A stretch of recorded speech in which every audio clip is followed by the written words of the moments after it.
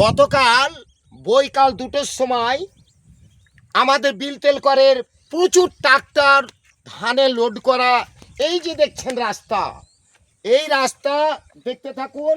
এই রাস্তার কারণে ফেসে গেছে, কাদা পানি, প্রচণ্ড বৃষ্টির কারণে এই ট্রাক্টরগুলো বিলতেলকরে আটকে আছে।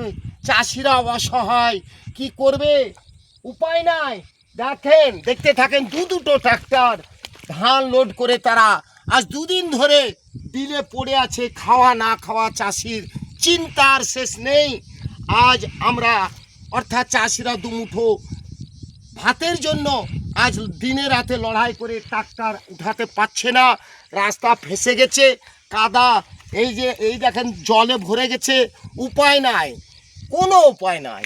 দুর্যোগের কারণে বৃষ্টি, ঝড় বৃষ্টি গতকালকে হয়েছে, এই কারণে ট্রাক্টর আটকে পড়ে আছে। দেখতে থাকুন, ওই দেখেন বিলে এখনো প্রচুর ধান এখনো উঠতে বাকি। আমি ইতি আর আলী।